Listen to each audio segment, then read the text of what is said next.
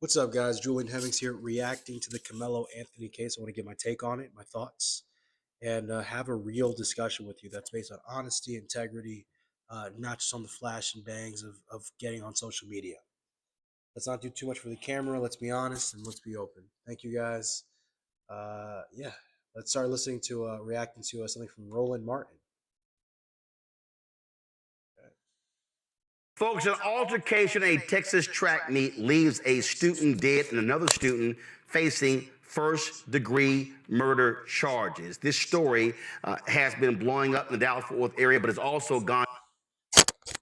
Not legal advice again, but a first-degree murder charge has to do with intent to cause bodily harm and result in a murder in that person. On national, as a number of white conservatives are attacking the young black man who has been charged in this case. His name is Karmelo Anthony. They are demanding that he get everything thrown at him for what took place in the death of Aaron Metcalf. So let me unpack what happened here. Guys, roll a video. So understand, so 17-year-old Karmelo Anthony, this is him being released from jail, okay? He's been released from jail. Man, 17 years old. His life didn't even start yet. A black judge lowered the bond. Well, that black judge has been getting death threats as a result of that. That's Judge Angela Tucker. She's been getting massive death threats. Now, again, 17-year-old Karmelo Anthony says he was only protecting himself when Austin Metcalf, according to witness statements to police, tried to shove Anthony, who attended a rival high school, out of a pop-up tent when Anthony grabbed a knife from his backpack and stabbed Metcalf in the heart. Now, Anthony's not... Okay, so what's fact is important here? He had a knife in his backpack. The question is why? Did he have a knife in his backpack? Was he preparing to do something? You know, it's not. Is it normal for a kid to have a knife in his backpack? Do kids usually go hunting? Do they use this to open up things, cut, fruit? Now out on bond. Now his parents... Him going and grabbing this knife is kind of crazy. I mean, but what was the purpose of it, right? And the question is, was it self-defense? Parents held a news conference today, and the father of Metcalf showed up. Here's a tweet that racist Charlie Kirk sent out with the video from the news conference, okay? He sent this tweet out here, all right? And so you see him attacking the family and attacking activists because of what was stated. What does Kirk say? Insanity. Dominic Alexander, who represents Karmelo Anthony, just attacked Austin Metcalf's father, Jeff, for attending a press conference held by the Anthony family, calling his presence, quote, a disrespect to the dignity of his son, unquote. Kirk tweets, "This is revolting." I responded to Kirk. I said, I'm curious. If the Metcalf family held a news conference and Karmelo Anthony's dad showed up at that news conference, would you be saying the same thing? Joining us right now is the activist in Dallas, Dominic Alexander. Dominic, glad to have you back on Roland Martin Unfiltered. It's been some time. So, first of all, you have Charlie Kirk saying you represent the family. You're not a lawyer, correct? Not at all. So, not at all. So explain for the public your role in this case. Great. So a lot of the time when it comes to these larger cases, these high-profile cases, have to do with civil rights issues, race, you have activists that come out to represent the family, get their message out there, get them clear, because interacting with the media is a very aggressive and a tough thing to do. So you need activists who are media savvy to be able to get the message to the family so they're not doing a lot of harm. Now there's a question, should that happen? Should this be a media case, or should this just stay within the courts? That decision, guys, is up to the family, and that's your opinion. So the Next Generation Action Network, of course, is founded here in Dallas, Texas, in the Dallas-Fort Worth Metroplex since 2014. We are the advocacy arm. Our organization is an advocacy-led organization. We are not the attorneys. The attorney for this case is Mike Howard. We do the advocacy around making sure that people are aware of the situation and supporting and how to support. Look, a lot of the time activists realize that when it comes to young black people or black people in general in this system of injustice, they need to have advocates to be able to protect them, defend them, speak up for them. Because when power is put in the shadow, we know there are racial biases within these cases, and these racial biases can do immense harm to people looking for justice. Activists are very important when you're defending marginalized people. With this family and to ensure that this family's rights are not violated. And the things that are legal matters are handled by the lawyers. Right. What's crazy here is, so check this out. Here's a tweet. Think about a Reverend Al Sharpton, for example. Right here. This person said, I did a Twitter search for Karmelo Anthony till up to 2 days ago after the incident. I could only find one post from a black account defending him, but there are countless posts from whites making it a race issue. Whites racialize everything, then cry when black people take sides. And then this is a scroll of tweets that this person actually pulled. And when this story first happened, they called Karmelo Anthony a thug. It was all sorts of names. They were saying that Aaron met. Wow, man, a post likening Trayvon Martin to Karmelo Anthony, so racist. If I had a son, he'd look like Karmelo Anthony. Crazy. Calf was this football star. He was this bright young man, talented, high grade point average, all of that. But Karmelo Anthony is not a thug. Karmelo Anthony is a high grade point average student as well. Wow. And so Anthony was being treated as a savage, and Metcalf was being treated as the golden, the perfect student, the golden child, if you will. Yes. One of the things, Roland, that we need to point out in this situation is that most of the people raised their consciousness because of what Hunter Metcalf said in the local media, where he literally admitted over the weekend, days after, the same day, I believe it was the next day, where he stated that his brother was told by Karmelo to not touch him, and literally admitted that he did it anyway. And so no one did that interview for Hunter Metcalf. He did it himself. And so this hate, this race, this bigotry wasn't introduced by us, right? It was introduced by them, right? And I'm going to say this, Roland, I don't know if you even... Yeah, man. I mean, this is terrible, man, because with the racial bias, it's good for him to be honest about this. The racial bias is not coming from the black activists. The racial bias is coming from these super right-wing guys who want to make this case something that it isn't, white versus black. Remember this because I was on the panel for the DPD police chief, and I believe I had this guy coming after me, and I used this quote, and I said it on your show, and it was quoted in other publications, even the New York Times. We will never ask the oppressor for permission to liberate our people. I don't know if you remember me. Oh, I remember. Yeah, I remember. Show. You know what I'm saying? Yeah, I remember. We will never ask that, and I will say that 10 years later.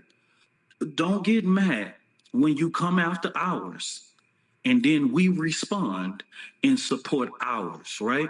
And so I'm not here to apologize or basically give an excuse onto why we are supporting Karmelo Anthony. We are supporting him because if you can support your white baby, we can support our black kid, right? And so these laws are not just created for some, they're created for all, right? And so just like he should have his right to be able to claim self-defense, and what I want them to understand is Karmelo didn't come out days later and claim self-defense. He claimed self-defense the moment the police touched him. The moments the police even arrested him and detained him, he didn't come days later. He has always, and it's in the affidavit. But what these people have done is create it as a racial theme. We see that even with this judge. This judge is literally has been a Republican for over 3 decades. I personally don't agree with her political views or whatever it may be. She will probably never be at a Next Generation Action Network protest or anything we do, right? But what they show Black America is, regardless of what ballot box you check, you are still Black in America. And that's what they're showing to the people. And that's what people are rising up again. And I told somebody, this Trump administration is going to either unite us or divide us, right? And I'm just happy to see Black America and our allies standing in this rainbow coalition of justice to say, no, this is not right. And we ain't asking y'all for permission to help our baby. This here is a post from the very conservative Rupert Murdoch-owned New York Post. They also own the Wall Street Journal. They also own Fox News. They also own, for folks need to understand, they also own Fox Soul, and they also own Tubi, okay? So this is what the New York Post. Karmelo Anthony renting $900,000 home in gated community with family, bought new car after release on bond in Austin Metcalf murder case report. They also have been stating that Karmelo Anthony's family have been withdrawing money from a fundraising effort. It's called Give, Send, Go. In fact, the folks at Give, Send, Go the folks at Give, Send, Go literally had to come out and explain why they were not removing the Anthony fundraiser from their platform. People were threatening that platform by saying, you should not be allowing them to raise money. This right here, y'all, give me a second. This is actually the New York Post tweet right here. But the folks even at TMZ reported no money was actually withdrawn from this account. Correct. TMZ actually called Give, Send, Go and actually asked him, have the family have access to this fund? And they literally responded and said no. And what was interesting about it is around noon yesterday, they called them and got that confirmation. Well, Give, Send, Go sent an email to the family at about 2 p.m. Central Standard Time, notifying that they could actually start the process of withdrawing the funds, which everybody know, even withdrawing, it takes a few days to even hit your account. When the family put their information in to be the beneficiary of the account, because the account was set up by someone else, that took days for verification, and especially when the money is... The misinformation that's going out to people is crazy. You know, conservatives realize that if they misinform people, they can make a lot of money.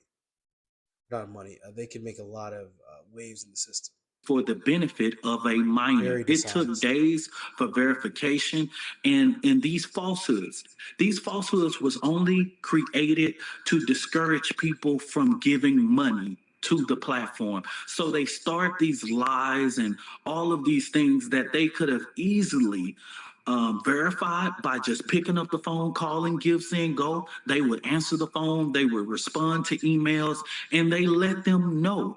And so TMZ called directly, and they responded. And so they could have done that just like anybody else, but no, they just started spreading out reports, all of these things. They started talking about the family paying for private security. The security, if you see the video, the security is my security staff. The director of security for NGAN is in that video, escorting Karmelo Anthony out, as well as me and another individual of the NGAN staff, right? We have our own security apparatus, and we have made it our business to ensure the safety of this family. The Daily Caller, they put this tweet here out where they pulled from the news conference of Karmelo's mother. And again, I need people to understand the framing. Control room, y'all get the clip ready. The way this was framed, and I keep telling people, this is why black-owned media matters. This is why social media matters, why you need to have credible black voices. The framing of, and look, we've been trying to get the Anthony family on to talk about this as well, because the framing from day one has been black thug kills perfect white football star. That was the framing from day one. Framing in media is so important, right?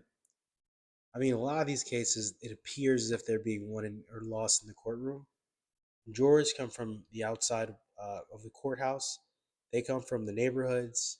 And these neighborhoods, they watch TV. They're influenced. This was happening in the P. Diddy case. A lot of the time, man, the court of public opinion matters just as much as the court of law, unfortunately, or fortunately, depending how you look at it. Took that and they ran with the photo, not of Karmelo in a suit, not Karmelo in his athletic attire, not any of that. Everything was about, let's show thugs. Let's show. So this is a photo here. This is a photo here of Karmelo in suit, tie, okay, school photo. That's what was shown. But the framing, when we saw all of these stories, when we saw everything come out, and I remember from day one, it was, oh, no, we're going to show something different. And this is what it was right here. This is what it was, the mugshot. And so folks took that and they ran with it. Oh, thug, single parent home, daddy not around. At the news conference, this is what his mom says. Like they're selling 3 years ago, my family moved to North Texas, searching for a better life. Like so many other families, we wanted to give our children the future we did not have. My husband worked hard every single day to provide for us, to make sure we're in the best financial position possible. As a stay-at-home mom, I made it my life's mission to ensure our children are loved, nurtured, and supported every step of the way. In wake of this tragic incident, our family has been under attack. Whatever you think what happened between Karmelo and the Metcalf boys, my 3 younger children, my husband, and I didn't do anything to deserve to be threatened, harassed, and lied about.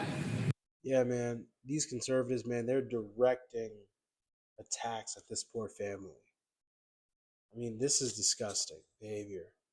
And it's important that we have voices like Roland Martin and other activists, journalists, to speak out against this stuff, man, because it's terrifying. It's terrible.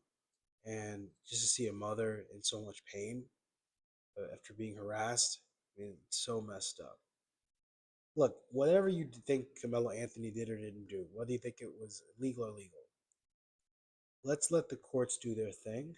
You guys said before, whether or not you view the court of public opinion being,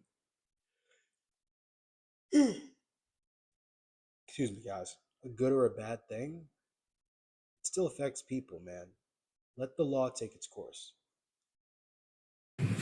The lies and false accusations that have been said about us, especially over the past week, has been overwhelming. The lies and their amplification put my family in danger, as well as everyone in our community, everyone involved in the investigation, from the police, the attorneys, and the court staff. Our address and my husband's previous employer's address has been put on all social media platforms. Wow. My husband had to take a leave of absence because he's afraid what may happen to our family. His mental health is deteriorating day by day. We have endured death threats,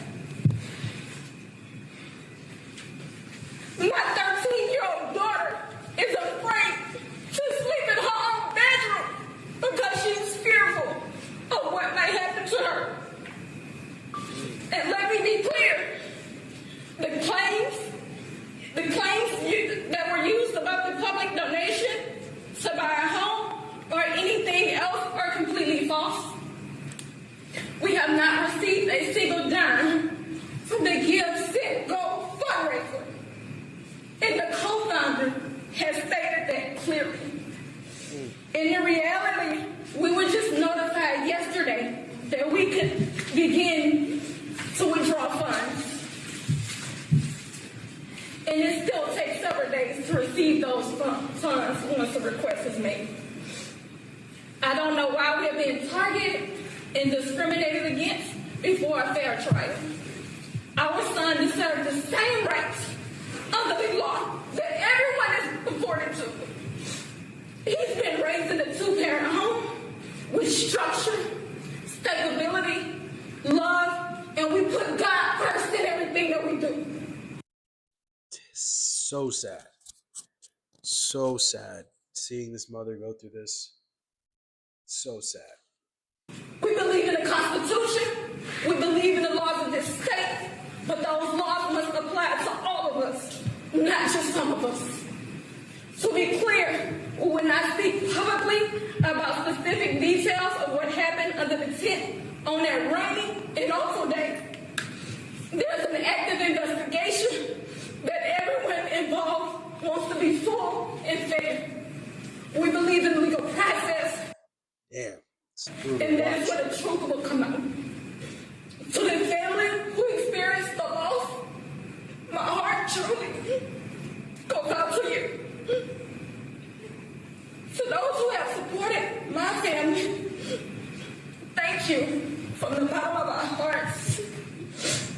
We ask for your continued support, patience, and prayers as we navigate this difficult process.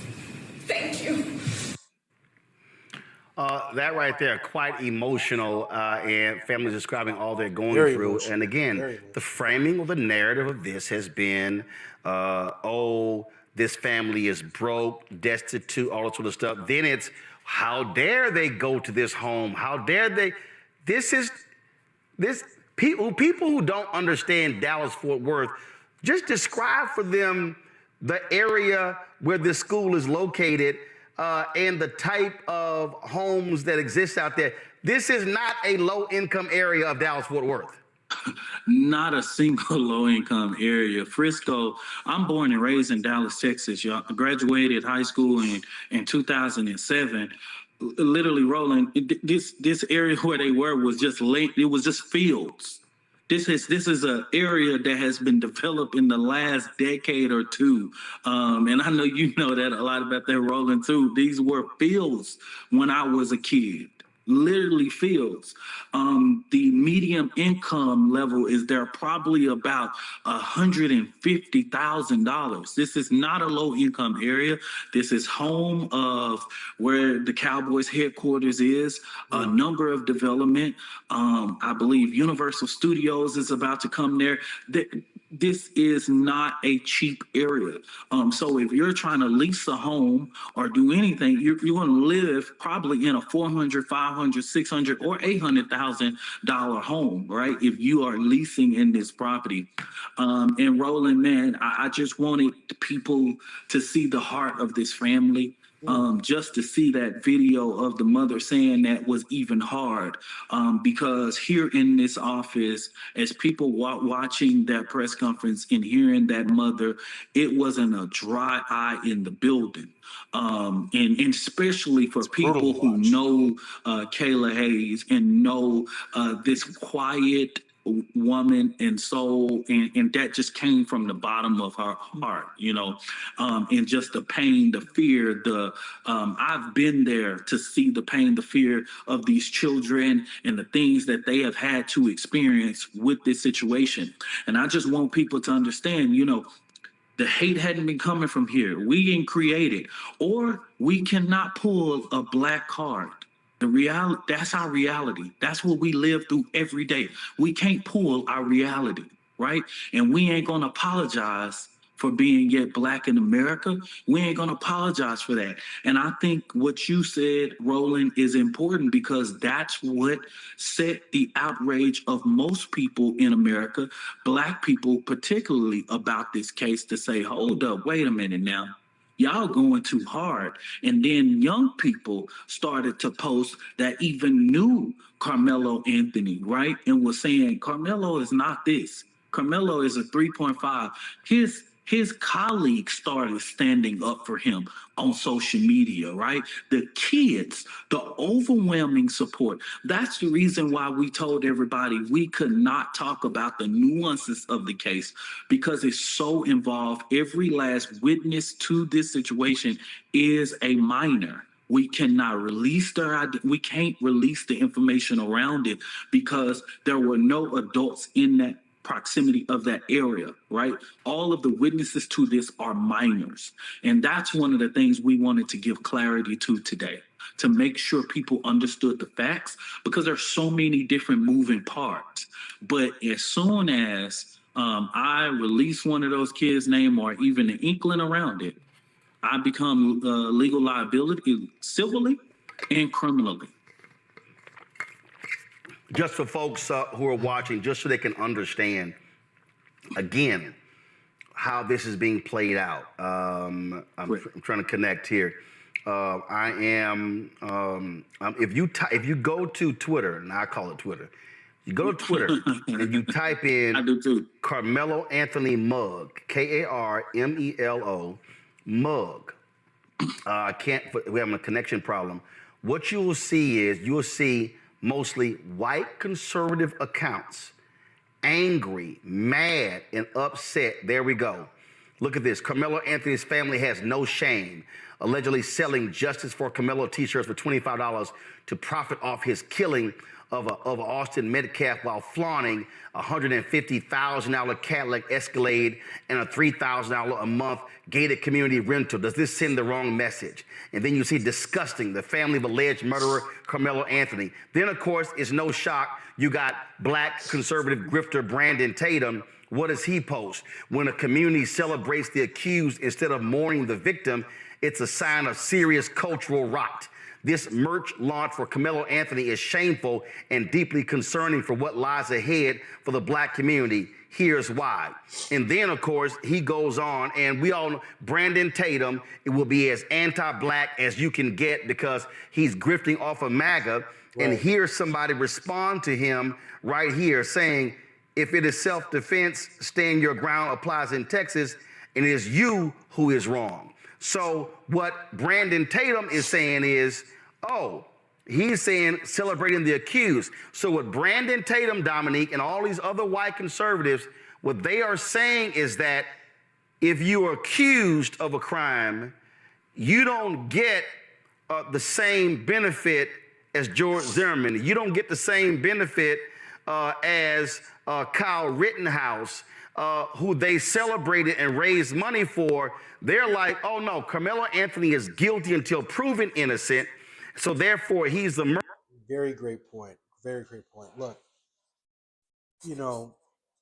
I think people want this to be something that it isn't. And what I mean by that is I think people want, Karmelo to be hung up, strung, hurt. Let's let the courts take the process. Everyone's innocent until proven guilty. Let's let the prosecution, if they think he did wrong, prove their case. And remember that, it has to be proven beyond a reasonable doubt that Karmelo Anthony intended to do this. There's so many factors here we don't know. We're not in the courthouse. Let's respect the process, guys. Murderer, so he shouldn't get due process. The family should not, people shouldn't be giving money to a defense fund.